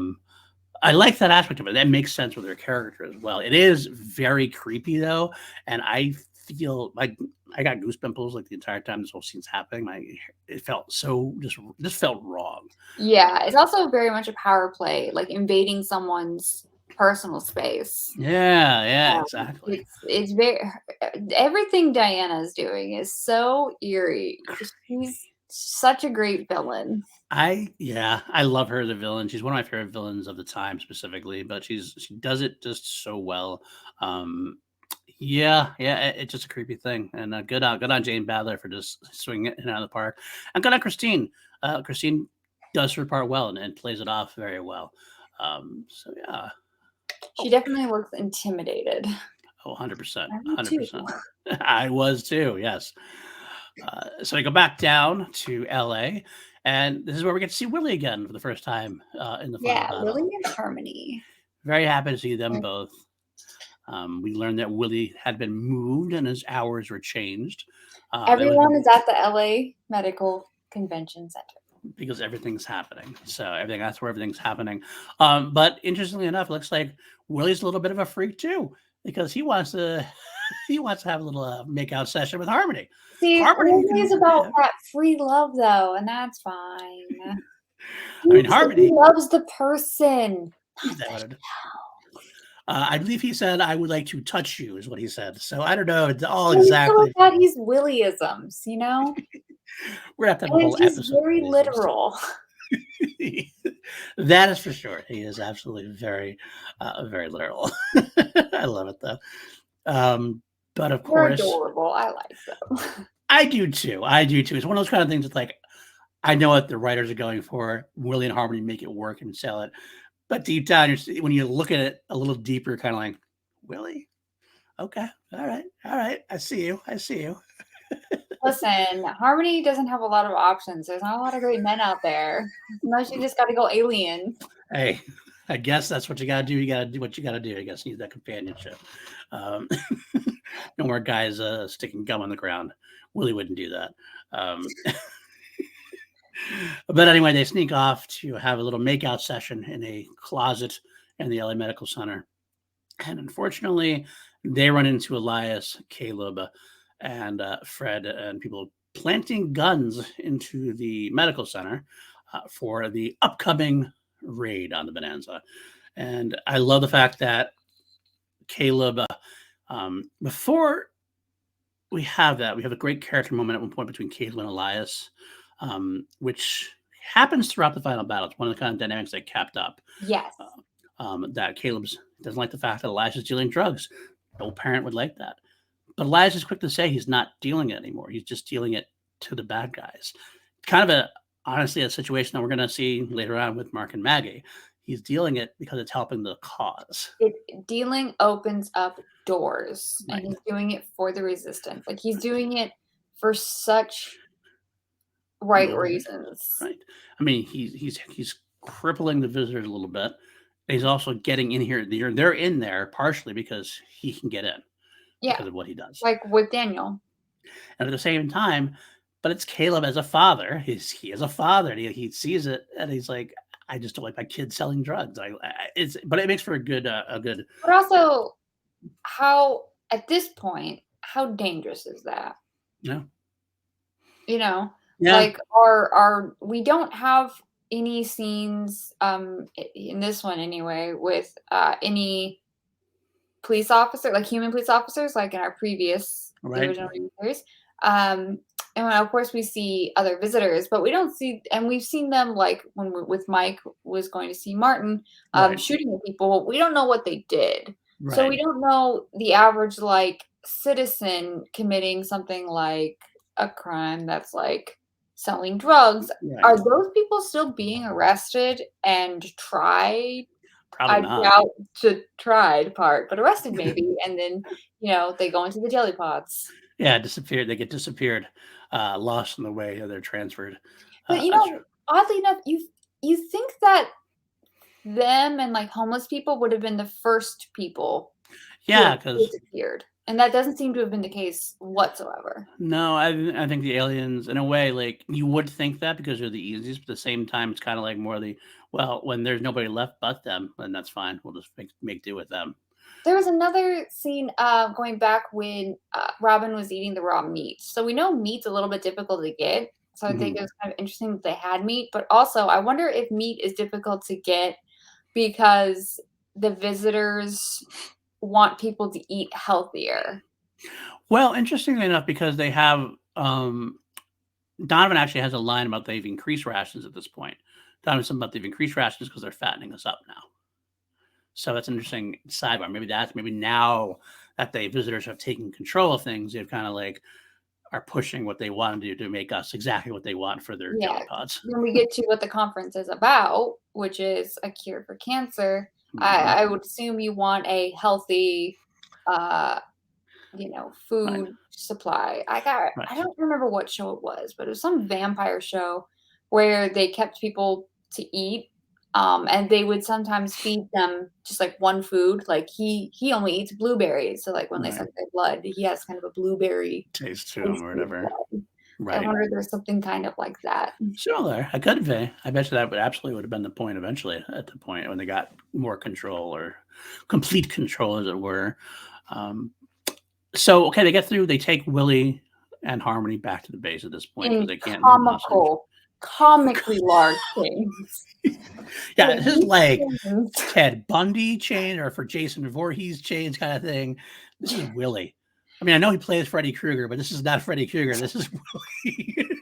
These things look like they're made of, like, something you would get, like, a styrofoam at, like, a spirit Halloween for, Yeah, like a decoration. They're it ridiculous, is so funny. You're not wrong there. You're not wrong. Um, and it's Willy. it is poor Willie, poor Willie. But before we do get back to the base, we do have another Donovan Martin meeting on top of some kind of cliff or something like that, overlooking the sea. So that Mark can have the great line of being jealous about how much water the humans have and things of that nature. Now Donovan gets pushy again. Donovan has to be pushed with Martin, and Martin always backs down. All right, I'll get you what to do. I'll do it. They have At the such a end there, great buddy, like, romance. it is a great romance, exactly. And the best part is the ending part. After all this, he has to push hard so that Martin keeps the broadcast on the air. What they're going to do is obviously something that we want the world to see. And after that, after Martin finally backs down, he's all right, fine. And Dom's about to leave. And he goes, there is just one more thing. We're Yeah, just one more little teeny tiny. with you. There always is. Need help out, getting out of there. Yeah, So, so he needs to ensure that the broadcast of the, medical convent I keep calling it convention center, it's just the medical center, LA Medical Center. Yeah. stays live, and because 'cause they're gonna wanna cut it, which is what broadcast news generally does if something, like, crazy happens. Right. And then secondly, they need an escape plan. We can break in, we're Right. fine. It's just the breaking out Out though. part. And then he has the audacity to laugh and say, "Don't worry, you'll give yourself an ulcer."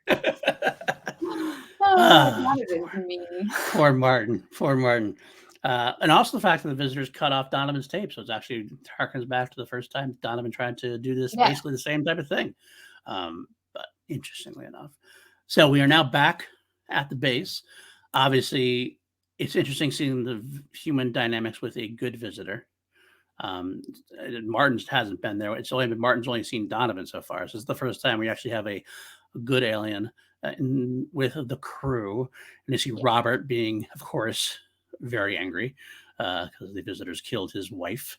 You see Mark being very mad because I guess the visitors killed his partner, much like they killed Brad's partner, I believe, as well. Shockingly enough, it's amazing.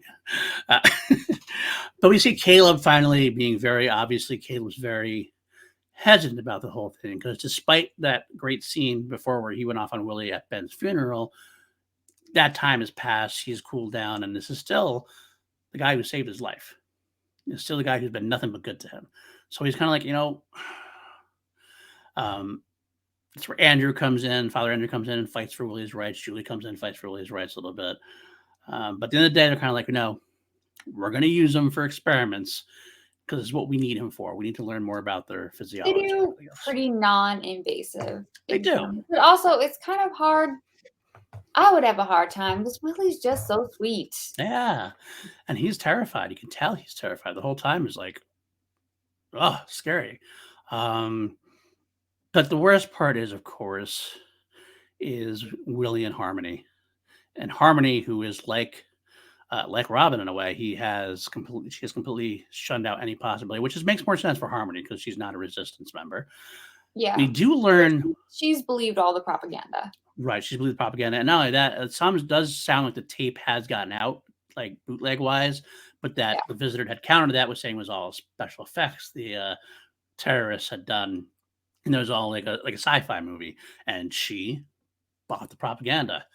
So unfortunately, Mark traumatizes her by bringing her in. And this is one of the most uncomfortable scenes for me because Willie is such a lovable guy, and you hate watching it. But Mark tears off his hand skin, and Harmony sees that it's all is true. He even makes Willie say it's true. Well, I was a little confused on that because I wasn't exactly sure, like, when he says it's truth, what exactly does he mean it's truth? It's true we're, reptiles. It's true we're here to eat people because I don't think that's gotten out yet. So Harmony wouldn't know that. Right. So, like, what is he saying it's truth for? That's a good point too. And actually, it's a question I had specifically also because how much does the grunt know about what the plans are? Like But the also, how aliens, much because I mean, when we know that what the plan is in terms of what they want to reveal right? at during like John's speech. But like, how much do people already maybe kind of know versus have Right. no idea? Like, I don't think the general public has any idea whatsoever that they're the food source. Right. I don't think they know that. Yeah, I don't think that's gone out there. Or if it has, it's very rumor-ish or whatever.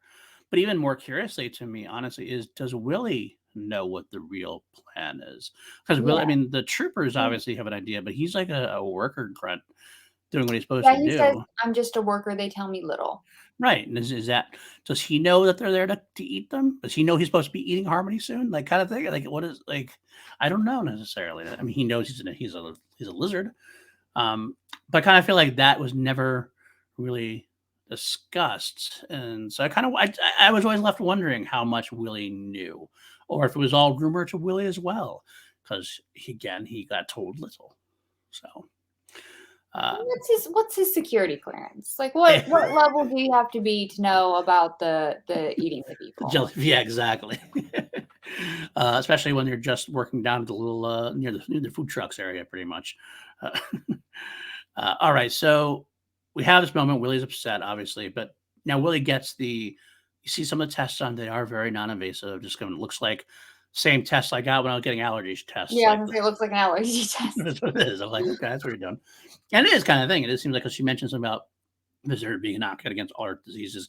It's more of like an allergy test of some of the diseases potentially, but he's fine. And this is where we get the moment between Willie and Robin, where we get to learn about the patch on the neck. And I love that Willie is so clueless about the whole thing. He's kind of like, yeah, so so I can't help but notice that He's your very patch. polite though, too. I think that's important. Yeah, oh, he is very much. He's like, I want to know how you're doing. How's your baby coming along? And then, holy shit! Um, And then, of course, Robin does Freaks get to see the out. reality test and freaks out a big time. Big So many time. Robin freakouts. So many freakouts. So then we get to the point where we have our big social discussion moment of the episode, which was very heavy. I feel like for the 80s specifically. I feel Yeah, like this was very heavy to do in broadcast TV at this point. Um, but I feel like, unfortunately, back then, oddly enough, women actually had more rights. That's wild. But anyway, yeah, wow. there's a conversation because Robin wants an abortion. Right. Um, Obviously, for I the do because think she's a little far along for that, but all right, sure. Mhm. Um, and most of the people were really great. I do think it's weird that they basically had like a Powwow. boardroom meeting Yeah. regarding the 16 or 17-year-old. But Um, I get why they do though, 'cause this isn't like I, just a I feel like pregnancy. maybe it should have just been Julie and Robert. Potentially, but I kinda understand why more people are, like, wanting to because it's not just a pregnancy issue at this point, it's more as I say, this is a beyond that. Having an alien human mating situation calls for at least discussion on what it means, I think. Um, I don't agree. okay, okay. Because at the point is, if it was, I don't know, a different type of situation, maybe, but this is they want to eat us, and it was Hmm, a medical experiment done by one of them. yeah, With what intent? mhm. That might be worth a conversation. Or does I don't even know if Robin knows that per se. Um, That it was a medical experiment? yeah, You know, she does. Well, Robert says specifically at one point. Robert says during the boardroom, he's like, "No one's gonna experiment on my daughter." That's what he yeah. says at one Because point. I think that's what I would be most concerned about. Yeah, yeah, People experimenting absolutely. on, and also on potential future air breather. Like Hmm, that, hmm. like is that going to produce a viable offspring? Oh yeah, What would happen? Will they want to eat us? Like what is their yeah, supply going to be? You know what I mean? yeah, Like there are a lot of questions, and I yeah. just Father I mean, Andrew I don't really see why made me Father mad. Andrew had to be there, but Yeah, he had to be there for the social debate. For the this is more for the not for the internal story, but for the external for the show. This is the show reason to have that debate on air, kind of thing. I get He it. is there to be that side of the debate, so to I speak. Yeah. I don't think internally the story wise, no, I don't think he has any real reason to be there. But if he heard about it, he probably would push his way in. even if he was an intended priest, because like that, and But that's what I I mean. loved Robert just the whole time, Oh just yeah, he's firing up. defending his kid. Yeah, he's got her And back. I think it would have been better if it ended with, them I don't know. Listen, I don't think it would be in character for Robert to hit Father Andrew, but I would have liked it to have happened for maybe Robin could have slapped Father Andrew. That would have been fun, and I totally see her character doing it. Oh yeah, it would have been Robin's character absolutely. Well, it is good. It is good to tell that like Father Andrew is really the only one arguing the other side because Donovan basically comes out with the whole it's her body, it's her And choice. Maggie. Maggie, the same thing. This is different. This is not the same kind of fight. Julia is obviously more scientifically concerned. Like, I don't know what this means. I don't know if we can even do this. I don't even know what's going on right now. And Also, that's definitely a again, big keeping in mind, she was only a medical right, student. She right, hadn't even finished her degree. And just right. because you're a medical student doesn't mean you know To do an how to abortion, give right? an abortion. Let alone Like an abortion medical like students, this. you do specified training. You don't get trained on everything. Absolutely. And specifically an abortion of a fetus that's from another world kind of thing as well. It's even more, which we learn more about. But it is it's a good debate. I think it's a good scene overall for the show in terms of like it presents the one side as Father Andrew presents the other side, and we end on the proper decision, so to speak, which is the way it has to be. Um, of course, I do hate the way that it ends though, only also because I just hate Robin and Robin's petulant. I want it gone or whatever. It's like, yeah, okay. I don't know. I don't want to be. No, I will be. I honestly, in being a mean person, I will just say I don't think her performance was good either. No, it wasn't. Yeah, I I agree feel with like that too. maybe a better performer could have done a little more with it, gave it a little more depth, but she Yeah, just comes off as a bratty kid. yeah. And I mean, she is kind of a bratty kid, but I still, I really every time I see Blair Tefkin in this any scene with her, I wonder what we could have gotten with Dominique Dunn, who was the original Yeah. Robin, of course. Because yeah, Blair just unfortunately she's not a great performer. And I hate being mean. I'm very much a positive person, but she does not give a good performance. Luckily, everybody else in the scene does. Andrew, Yes. Father Andrew, whether you like his cause or Yeah. not, he delivers the scene well. Donovan, I think, has some great moments. Even if he has the every once in a while, again, the exaggerated overacting. It's her body. It's her choice. It's like this very 80s action here, like on a moment. He does it a lot. I love it. He comes off like someone from Texas. I don't know who he is, but that's just how he comes off. Like Yeah, Texas, someone who grew up on a ranch, maybe. yeah. Someone who has some Jeez. relation to is his name Sam Elliott? Yeah, yeah. I can see him with a little bit of a gray mustache later on in life. Yeah, a slow draw, almost a draw in a way. Yeah, he's got that swagger. Definitely got that cowboy swagger for sure. Yes. Um, yeah. So, all right. So we get that. We get the moment. I think I should write that down. I want it gone, like a spoiled brat. I want it gone. Um, so we're gonna go for an abortion. We get Dr. Fred is late, so Julie's got to start without him, which I find a strange choice. Like I know they have time constraints because they're in the medical center, obviously, and they can't really run up. But I feel like if Fred doesn't show up, you patch it up and try to get another time. You don't just let Julie Yeah, go in there. again, I just feel like they made Julie too knowledgeable. Yeah, yeah, a little bit. There's a little bit too much there. Like And also, you like know, Robert was an anthropologist. anthropologist. Why does he know suddenly all about this? I feel like they said scientist. That means you know everything, right? I think Right. that actually sounds like what happened here. First, like, we'll make it work. We never define what their scientific roles are really. Listen, Robert's an I'm a anthropologist. He knows the writer. body, right? He knows the body. I'm a writer, not a mather. Love it. Um, so yeah, they start, and we get some interesting moments. Of course, they have what's interesting. A laparoscopy is a brand new technique at this point. That blew my mind. Um, got enough like this is how old this show is. I forgot. Please. We get the green blood that freaks out Julie a little bit. And then Fred shows up, and the baby won't let the abortion happen, which I kind of, even as a kid, I knew this kind of had to happen. Like when he had the pregnant woman, she wasn't going to be able to abort it somehow because we were going to have to see the alien baby, this hybrid baby. Something Yeah. happened. I think there's an important thing we haven't quite mentioned. Okay. Babies. Babies. That's right. They're twins. That's right. They're twins. And we don't know which one's saying no. We I'm going don't. to That's stay right. to term. So Julia calls a halt, stops because she's in charge, even though Fred's a doctor, she's in charge, I guess, and ends that sequence. The next sequence is another one of those good moments. Julie has a lot of these good moments in here. I think she's the one that continues on the right path as Yes. far as moments. Definitely. Now, while this, I would say that this next scene that she has with Donovan works wondered. It is a little bit of a copy of the Julie Ruby Yeah. dialogue from before. It just works a little bit better now because of Donovan's added like romantic angle that's kind of coming, as we can see. And Donovan works well with it. I like that they have these great little line sequences, but of course Donovan has a little self-deprecating humor, which I love. It's like, something about, I guess that's pretty arrogant. I wouldn't know. Not too self-centered to know this. And it's like a line that comes back around. That's really great. It is. It's nice to see. But I'm glad that Donovan can comfort her, and it shows it shows exactly why Julie kind of needs that kind of Donovan backup, so to speak, support from Donovan.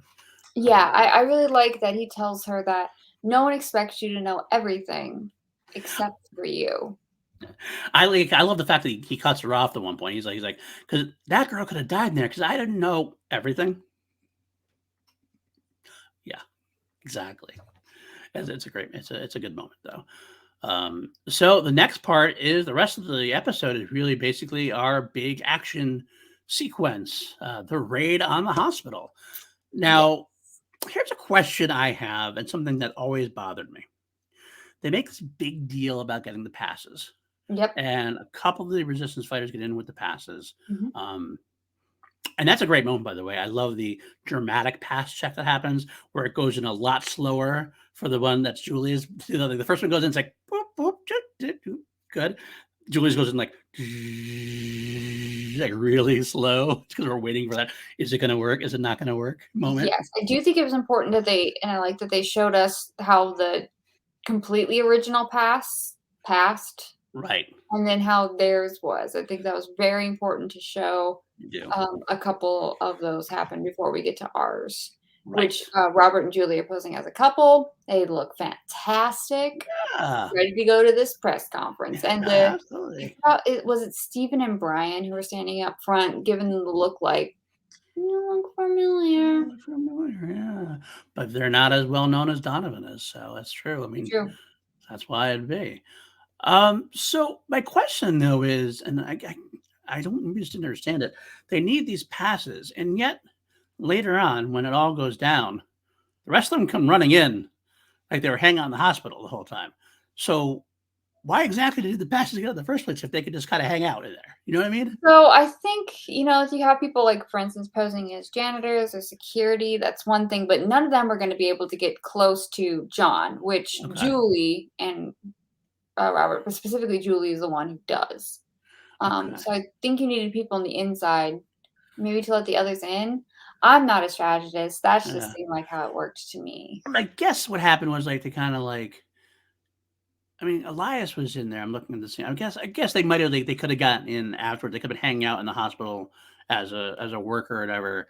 And then when the chaos went down, that's when everybody else was able to come in at that point. Maybe that's what it is. It just seemed a little weird to me that they had this big dramatic pass check, but only a few of them walked in that way, and then the rest of the resistance came in somehow else. But either way, we have this whole thing. Resistance starts spreading out, and we see this scene up in the mothership where we get Martin and the new Barbara. Yes. It's another long, luxurious, blonde-haired visitor helping Martin. Martin's assistant. Martin likes blondes as his assistants, I guess. Oh, wow. I don't know if Barbara, the actress. There's only so many wigs, PLD. They only sent so many wigs. Maybe that's what it is. I mean, exactly what it is. But maybe Martin is like, you're working with me, you're wearing the blonde wig. That's his determination. That's his little kink. He likes that. It'll be easy to recognize you. There you go. There you go. I like how you do that. So Martin and Lorraine work to the mothership, and they make sure. I love the fact that it's the scientific tech of 1984, where the advanced technology is still this like huge ass computer chip thing, whatever it is that they have to like switch out in order to make it work. The Oh, I don't technology, know how any of that stuff works. I've seen stuff like that in old movies with like right, switchboards and stuff. right. Um, I've seen kind of like those old phones where you had to like switch the circuit boards and stuff. Yeah, the switcher Yeah. operators and stuff. Yep, it seemed like it was something like that, pretty much. But it's funny that that's the advanced technology for them, and it's the pitfalls of doing science fiction that when you get to those much later on times, people look back and go, "What the hell is this?" But the alien technology never looks very. I won't even tell Well. you what happened the other day when I didn't know what a Walkman looked like, and I thought someone was carrying a like a fire detector. Oh man, you're making me feel old now. I used to wear a Walkman all the time. Different times. Different times indeed. Do you remember like what a Discman looks like? A what? A Discman Never heard of that. basically was the Walkman for CDs. Oh, maybe Right? that's what I'm talking about, It was because like I thought a it was like a fire detector because it was a big oh, thing. it Or was I thought that probably was a for a Discman Walkman. then. Okay, a The disc. Walkman was usually more square because it was a cassette tape. Oh, okay, so I thought that was the same thing. So Okay. Discman, yeah. I'm like confused. Like, what is that? When is this taking place? Futuristic is all get out. I love it. Oh God, make me feel old, but I'll smile about it. I'll cry later, but I'll smile now. Oh dear. So bad. So Technology, it's just you want to be forward thinking. Back to the Future is my favorite movie. You want to be forward thinking. Sometimes you go too far though. Sometimes you don't go Mhm. far enough. Yeah, we don't have those flying cars in I 2015. just want a hoverboard. You know, we kind of get a little bit of that now, a little bit of those, but they're not that great. Grandfather got one recently, or my kid's grandfather got it, and then like caught fire when it was charging on the outside. So we got rid of it quickly enough. Oh my They're not god. quite there yet. They're not quite there yet. Oh man. So okay, we go back down, and Resistance is setting up, and I find this kind of funny. Funny thing. We see Mark and we see Caleb like futzing with the doors, and we have Caleb tossing the grenade around, like just tossing it back and Yes. forth. He's come a long way in a few months. Because a few months ago, he was like, I never mess with this. I don't want to blow my hand off. And now he is Quinn's there just tossing the grenade up like it's not like it's a ball. He's like, I don't think you want to be doing that. Doing what? Oh. Yeah. Would you mind, please? um, and then we get the big moment of the whole thing's been building up to. John starts making his announcement about curing cancer. They call for the now, and they all start taking their guns out, and they hold everybody hostage while Julie runs up there with Elias and Robert. Julie rips off John's mask. It's a great little speech there. The visitors are not our friends. They've come to rape our planet and kill us. They are not who they appear to be. Yes, which is so great. But I love she didn't just rip off his human face to reveal his lizard face. She somehow also ripped out his contact lens, which is questionable. Oh, yeah, because if we remember, their contact lenses aren't just lenses; they are actually like They're balls. those 80s lenses. Yeah, Those or are those big ass really ones. thick ones that you can only wear in your eyes for a few minutes. Yeah, pretty much. So that's what it is, and yeah, it's funny that way. But it is a great moment. It's a great sequence. They close the door. They all take place. Donovan has Diana with the blaster on her. That's about to kill her finally, but then she gets saved. Should have done it. I was like the whole time, like, what? You have her in your hand. Kill her now. Take her out. She starts leaving, and he actually gets another shot at her. But then Steven shoots at him. He has to run. So then we get the big battle's on. The visitors are chasing the resistance down. They're running down the hospital hallways. Right. Corridors? Corridors. Yeah, corridors are better. But everybody help me! All the actual patients leaning up against the walls while shots fire down. Back in the room, we got this great moment. Christine's redemption, as it were. Diana tells her, you're going to go up there, tell them what they've seen as a false or a fake or a phony. And Christine does get up there and starts with the spiel. has a moment of look on her face, and just decides to come clean, knowing that she's going to die. At this point, she knows that there's no way they're going to keep her alive, but she comes clean. She's like, these are the monsters. These are the ones they are exactly what you've seen. This is not science fiction. This is what they are. Right. It's so good. They really are reptiles. And they must be fought. They must be defeated. And then Diana, mad at her puppy, kicks her puppy, actual blasts her puppy. And that is the end of Christine, unfortunately. That phaser was set to kill, sadly. So the end of Christine after 3 episodes of V, which is kind of sad because I would have been interested to see what she would have brought to the table afterwards.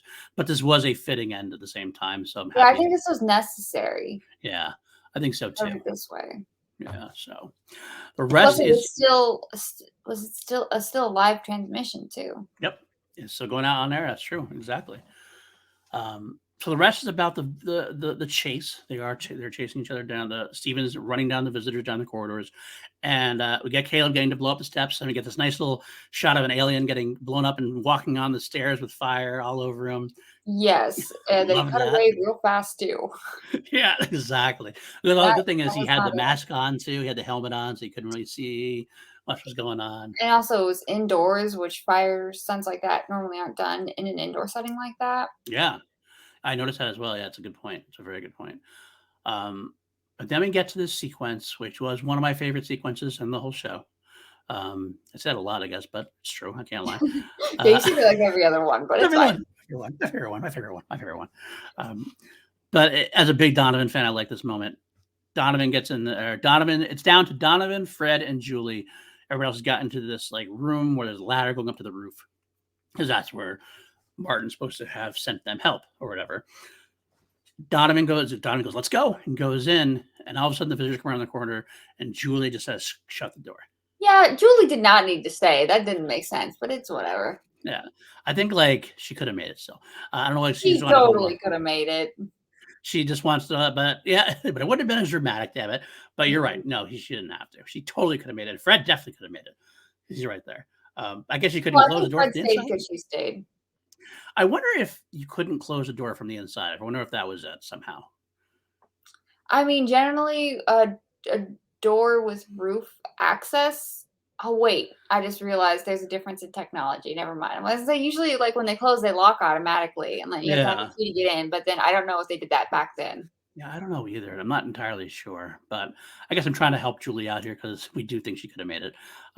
But we get this great moment there where Donovan sees the door closing. He jumps down, and this great score starts playing while he's trying to fight his way in. Elias and Robert jump down and try to convince him. And he actually pulls the gun on them. He's like, get away from me. I'm not leaving her, which is such a great juxtaposition to Julie, who's like, can't risk it all for one man. Donovan's not that way, and it makes sense to have the character. Donovan is I'm going to save her. I'm not leaving anybody behind. But Elias kind of uses that camaraderie they have together, and that's the good thing is that he mentioned, he's like, you care. You do care. I know you care. There's more than one life at stake. Right. Mike says very specifically, I don't care. And then Elias says, yes, you do. And and Donovan, it's again, Mark Singer's, again, I kind of make fun of it, but I do love it. A little bit of the exaggerated acting moment. He kind of he has this big, like this big shoulder shrug there. Yeah, I know I do. God damn it. And then he pushes his way through them both and goes up. It's a great sequence. So I got goosebumps watching it. I love watching Donovan do that thing. Yeah, I like that he's someone who will risk everything to save one person, whereas Julie has to be cognizant of how many lives are at stake if she fucks up. Well, it's been that way the entire time, too. We know that from the very first episode we had where Julie's like, we're going to destroy all the motherships. And Dom's like, what are you talking about? We can't destroy them. Those are people up there. That's just their character work the entire time. So Donovan and company get to the roof while Julie and Fred, this is kind of a weird thing, too. Julie and Fred run down the hall and all of a sudden they're gone. The visitors lost them. How did they make this big deal about closing the doors? They couldn't be found, but yet you run away pretty quickly. So I'm I wasn't sure about that, but it's okay. Donovan and crew are up on the roof and they're caught by some visitors who are troopers there. And you're like, oh, fuck. All of them are brought on board this big ass skyfighter. Now, this is a big ass skyfighter. All of them can fit on it. Pretty much the whole resistance is up there at this point. And we got a moment between Diana and Stephen, where Diana basically calls him out for his security measures being lacking, which leads to some more stuff later on during the series. Of course, Diana and Stephen. Yeah, there's a lot of tension between Diana and Stephen. And because it makes sense. Stephen is the very militaristic ruler, and Stephen's like, Diana's a scientist. She's not a military person. I should be the one in charge here. And Diana's like I'm in charge, bitch, kind of thing going on too. And she's like, I'm smarter than you, Stephen. I should be in charge. But it's like this big battle between the two of them. And it's a great, it makes for some great sequences there. They come off like siblings trying to one up each other. Yeah, that's a good point. That's a good way to look at it, actually. Yeah, absolutely. They've probably been together for a while, like kind of getting different things. And they travel across space together. Mm-hmm. Both vying for John's love and John's approval, so to speak. Or at least the power that gives them, so to speak. Very true. So we get Donovan and crew. So it's funny because all the visitors are there. There's some visitors there, and all of a sudden we learn that it's Maggie who's flying the Skyfighter, and Maggie's the one who got. I'm kind of worried. So Martin got Maggie the ship. Is that what? Maybe they just gave him. Maybe Martin just got the Skyfighter and gave it to Maggie. That's what it was. We never get exactly. When did she drive it? Yeah, it's a lot of questions, but let's not look too deeply into it. No, we don't know What's about important Maggie's is background. the resistance was in fact not captured. It was a ruse. They've escaped. We won. Huzzah. But also a great moment on that playing. Everybody's cheering. Everybody's fighting. Everybody's excited. And Mike's upset. And Donovan's still just like, and Elias notices that. It's a great little moment that comes just, don't say anything. We know what's going on. We'll get her back. Yeah, that wordless tap, like shoulder tap. And Donovan's like, yep, all right, gotcha. I gotcha. It's a big thing. Now Elias accepted that Donovan is really part of them now, part of the group, so to speak.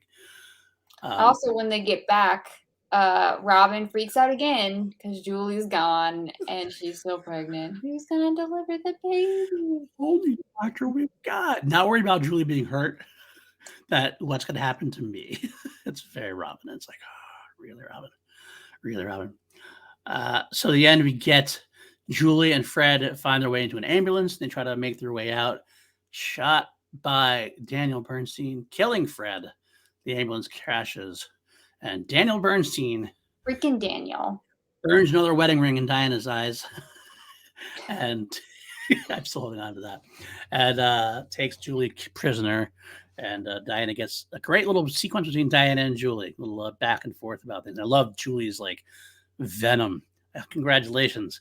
Sold your people out to a bunch of night crawlers. Smack. It's like, oh shit. Oh shit. Some more Diana and Stephen stuff. And, like if you could manage that as she brings them. Well, they both messed up. Like Diana's puppy, Christine, betrayed them, and Stephen's security measures failed. Like they both messed up. It feels like Diana knows that too, and she's just going to try to shunt all the blame onto Stephen. Forget about my stuff. That? Yeah, definitely. Forget about my stuff. You fucked up. It was your security. You messed up more. Right, but exactly. he ends up kind of covering by having Eleanor be the new press secretary through his connections with her, which I thought it was really funny when the visitors essentially reshoot the press conference with John all made up again. Again, their makeups department is on point. And I don't mean the TV shows. I mean the visitors in show, their makeup department. I don't know where it is on the ship, but clearly they work fast and they work hard and they are prepared. Because they got that alien looking like a human again in no time. Absolutely. But when they're reshooting it, they have like some of the visitors holding up like applause signs. I lost it. That cracked me up. It did crack me up too. I did find like, so Donovan's mom, Eleanor, what are her credentials to be a press secretary all of a sudden? So I think I don't want to be mean to press secretaries, but I think in her particular instance, she is literate and pretty. True.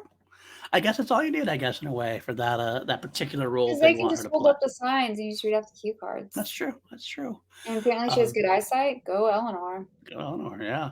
I mean, I would think my own personal view, you want to get somebody who is trusted by the people and known by the people to do it. But I guess if you have somebody who's... You got a lot of options. I would have taken someone who was already converted. Yeah.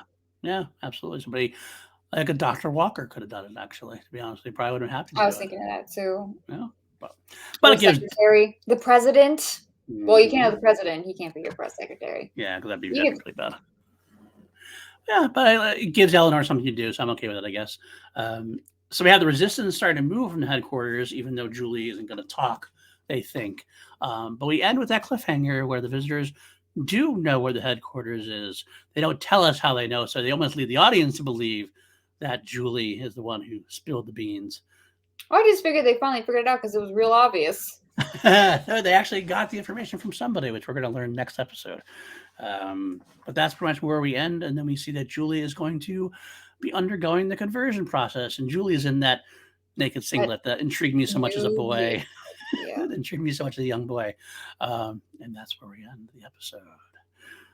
So at the end of the episode, I really did enjoy this one. I really did enjoy, as much as I miss the subtlety, as much as I miss the more intelligent side of the original miniseries.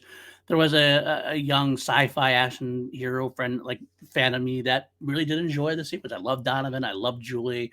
I love their camaraderie. I loved seeing Diana kind of become this more intense villain. She kind of gets a lot more free reign in the first episode of the final battle. She's kind of more of the queen than she was in the first one. I've seen Resistance become more of a group at this point, less of the many threads that we had in the original. Now they're more of the core nucleus of groups. What are your overall thoughts? So I say overall, I like this just as much as the original miniseries, though for different reasons. Yes. I love that horse battle. I really just will never get over it. I do like action, but it still does have those conversations, those morality conversations, those socio-political conversations that the original had, though just done in a very different way. Overt. I Yeah. really feel like this is a phenomenal follow-up to kind of keep going. I do wish there were some threads set up in the first one that didn't continue, like the Bernstein families being a hideout, the enemy of The visitors that just never get spoken of again in this yes, timeline. that's unfortunate. I think that sucks. I would have liked to have seen something through with that.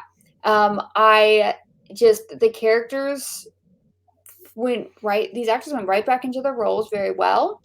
The only real downside of this whole show for me is very much Robin. I kind of wish they'd maybe done a rewrite on that one. Yeah, I agree. There's just you could have the whole baby situation and have it done less annoying, I guess.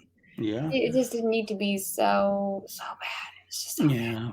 I fully wholeheartedly agree. And I wish I could say that Blair Tufkin's going to get better as she goes on, but unfortunately, that is not the case. I'd be lying to your face. But no, I agree with you entirely. I think most of the characters got their fair due. Sancho was a little short-shifted, like we mentioned, and we had that reason why potentially. But Donovan and Julie made it great steps forward. I think they actually deepened their characters very well. Robert had some great moments, at least. Elias had some great moments, at least. Definitely, Elias had some good moments. Yeah. Willie had not a lot to do, but I felt like I learned more about Willie in this one than I did in the first two. Yeah, and he'll have more to do going forward. Right. And I love Willie, so I think that was a smart choice. I'm sure a lot of the characters' roles were kind of dependent on how audiences saw them in the first miniseries. Yeah, that's probably true. I wonder if Sancho was kind of not a big. I wonder if people just didn't not approve of Sancho, but weren't a big fan of Sancho in the first. I kind of went the other way, where I was thinking that Willie got a bigger role because people liked him. Okay, that could be it too. Well, Robert Englund also at that point. I wasn't say and Freddy Krueger had come out, but I don't know if right around that time people would have recognized him. Yeah, that's true. Makeup. Although I think maybe the writers knew he was going to be big at that point. And there's a name there. Right, exactly. The name, if anything else. But yeah, that's it. That's it for this week's this episode of V the Final Battle. Next episode of V the Final Battle introduces one of my favorite characters in the entire franchise, played by one of my favorite genre actors of all time, Michael Ironside as Ham Tyler. They also got Mickey Jones. And Mickey Jones as his compatriot, Chris And maybe Fowler. more importantly, Sarah Douglas. And the great Sarah For Douglas those of as us Pamela. who are fans of Conan the Destroyer. Conan the Destroyer, yep, as well as Superman as well. So both Oh, seen on it. yeah. Yeah. So a lot of great character actors coming to play next time. Another great action sequences, and of course, we get to see the birth. The thing that was the most talked about thing about the final battle when I was young. This is the big hype moment. What's going to happen when Robin gives birth? Oh, dear. But that's next week. That's next time episode. I think I'm going to air this a week after. I think we're going to wear the next episode a week after this one. So stay tuned for that. Click that like and subscribe so you know exactly when it's going to go down. Lego, where can the folks find you? I can be found on the YouTubes at Legoland13, as well as on YouTube at Rob Fishbeck Network. And then on Instagram, for those of you who are interested, I will be starting a podcast on the career of one Nicolas Cage. And I can be found on Instagram on Cage Unleashed. So Nice. Very nice. I can't wait for that. I know this lady knows Nick Cage like the back of her hand, and I can't wait to hear her talk about Nick Cage because there's something about passionate people talking about things they're passionate about. I love it. So you can find me at Paul_Newsy on Twitter. You can find me on PLD Projects here all the time. I have a bunch of different shows I do. Holy Snokes, my weekly Star Wars podcast. Two Mediocre White Dudes on Film. PJ Campbell. We go through franchises. We are going to be, depending on when this is airing, can't even tell you what we're doing now. We did Indiana Jones. We're going to be doing Friday the 13th. If we haven't started that already, and I can't wait to get into Friday the 13th. I've been looking forward to that one for sure. You can find me doing my Queen podcast as well, and the Harris stunts will be coming up soon. My own little Nick Cage project just for Ed Harris that I have been talking about doing for about 3 years now. It's finally coming to fruition, so to speak. So, but that's then. This is now. I want to thank you guys so much for joining us. If you do want to support the channel even more, you can join us at patreon.com/PLD Projects. Join Austin Cadell, Jeremiah Morris, Matthew Kearns, Brandon Buckingham, Jeff Alsherman, John Lestrina, and the rest of you as well. We really have a great group. They really help keep the lights on, so I really appreciate you all. But if you can't, I completely understand. The best, if you want to support, just share the videos, share around, like, subscribe, like I said, share it with your socials. If you know of somebody who likes V, let them know about us. We're going to go through the entire franchise, all of the stuff that's on television, and maybe also beyond as well. So yeah, I think that's about it. So until next time, folks, Pretenama. Pretenama.